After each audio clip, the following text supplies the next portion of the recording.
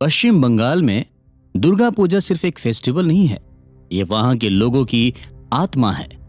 यहाँ पर दुर्गा पूजा की भव्यता का आलम यह है, इस पूजा पर 32,377 करोड़ रुपए का खर्च आता है। अकेले कोलकाता में हर साल 4,500 पंडाल लगाए जाते हैं, जहां लाखों लोगों को एम्प्लॉयमेंट मिलता है। माना तो यह भी जा रहा है कि 2030 तक कोलकाता में दुर्गा पूजा का बजट कुंभ मेले के बराबर हो सकता है, यानी कि ये बजट 1 लाख करोड़ रुपए तक पहुंच सकता है। आप सोचिए कि पश्चिम बंगाल की दुर्गा पूजा कितने भव्य तरीके से मनाई जाती होगी। यहाँ की दुर्गा पूजा में शामिल होना हर भक्त का सपना होता है। नवरात्रि के दौरान पूरा बंगाल अलग ही रंग में नजर आता है। चारों तरफ मां भवानी के जयकारे गूंजते हैं।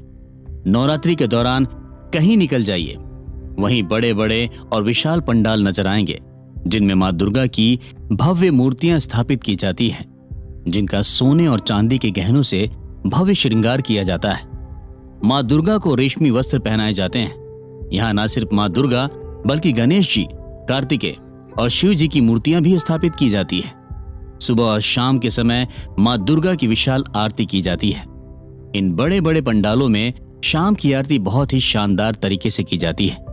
ढोल, नगाड़े, घंटी और शंख के नाद के साथ मां की आरती होती है। पंडालों में मां दुर्गा के दर्शन के लिए हजारों लोग घंटों लाइन में खड़े रहते हैं। देश और दुनिया भर से लाखों भक्त यहाँ पर मां दुर्गा के दर्शन करते हैं। आज कोलकाता की दुर्गा पूजा वर्ल्ड लेवल पर अपनी एक अलग खास पहचान बना चुकी है। लेकिन दोस्तों, क्या आप जानते हैं कि पश्चिम बंगाल में नवरात्रि के सेलिब्रेशन की शुरुआत कब से हुई थी? तो चलिए इसके बारे में हम आपको बताते हैं। भारत के शास्त्रों और पुराणों में दुर्गा पूजा का डिस्क्रिप्शन मिलता है और सदियों से लोग मां दुर्गा की पूजा अर्चना करते आ रहे हैं। उन्हें शक्ति की देवी माना जाता है, जो लोगों में पॉजिटिव एनर्जी का इन्फ्यूजन करती है। प्राचीन काल से ही लोग अपने घरों में ही मां दुर्गा की पूजा आराधना करते आ रहे हैं। लेकिन पहली बार 9th सेंचुरी में बंगाल के रघुनंदन भट्टाचार्य नाम के एक शख्स ने सामूहिक दुर्गा पूजा की शुरुआत की थी, जिसमें कम्युनिटी के लोग जुड़े और सामूहिक तौर पर इसे एक फेस्टिवल के रूप में मनाया गया। उसके बाद 1576 में पश्चिम बंगाल की ताहिरपुर के एक जमींदार कंस नारायण ने बहुत ही बड़े लेवल पर दुर्गा पूजा का आयोजन किया था। हालांकि ये सेलिब्रेशन पारिवारिक था, लेकिन फिर भी इसमें आसपास के कई लोगों ने हिस्सा लिया था। दुर्गा पूजा का आयोजन खुली जगह पर किया गया था, जहां बहुत सारे लोग दुर्गा पूजा में शामिल हुए थे। कहा जाता है कंस नारायण के दादाजी उदय नारायण मां दुर्गा के भक्त थे और उन्होंने भी दुर्गा पूजा के कई आयोजन करवाए थे।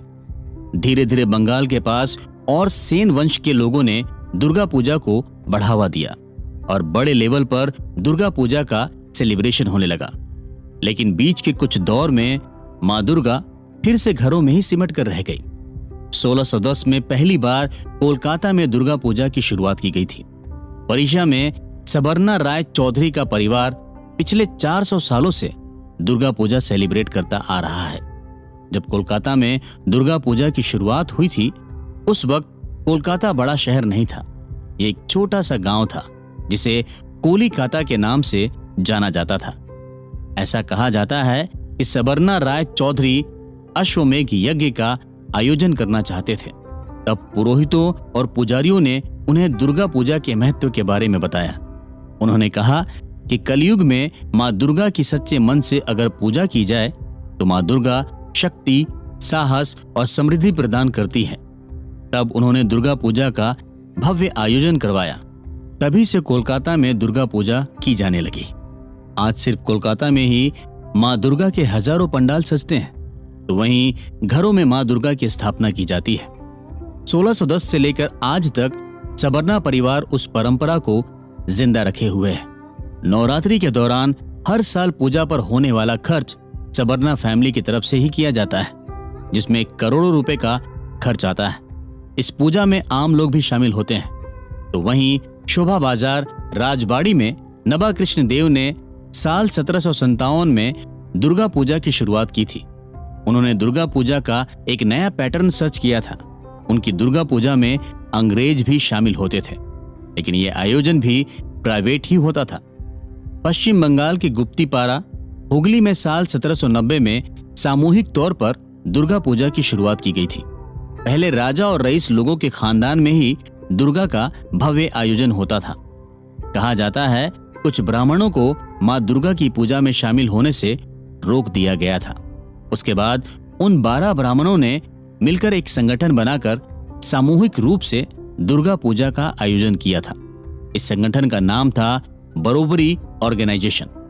आज भी ये ऑर्गेनाइजेशन पश्चिम बंगाल में एक्टिव है।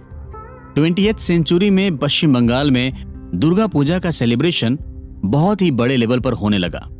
साल 1909 में कोलकाता के भवानीपुर में बरोबरी दुर्गा पूजा का आयोजन किया गया, जिसमें श्री अरबिंदो ने बंगाली में दुर्गा स्रोत का पाठ किया था। ये दुर्गा पूजा भवानीपुर सनातन धर्मोत्साहिनी सभा की तरफ से ऑर्गेनाइज की गई थी। आज कोलकाता में 2000 से ज्यादा पंडालों में बरोबरी दुर्गा पूजा की जाती है।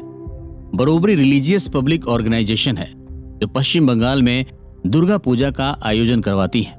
तो दोस्तों, इस एपिसोड में हमने आपको बताया कि किस तरह से पश्चिम बंगाल में दुर्गा पूजा की शुरुआत हुई और किस तरह से इस पूजा ने आज इतना बड़ा रूप ले लिया है जो पूरे वर्ल्ड में फेमस हो चुकी है।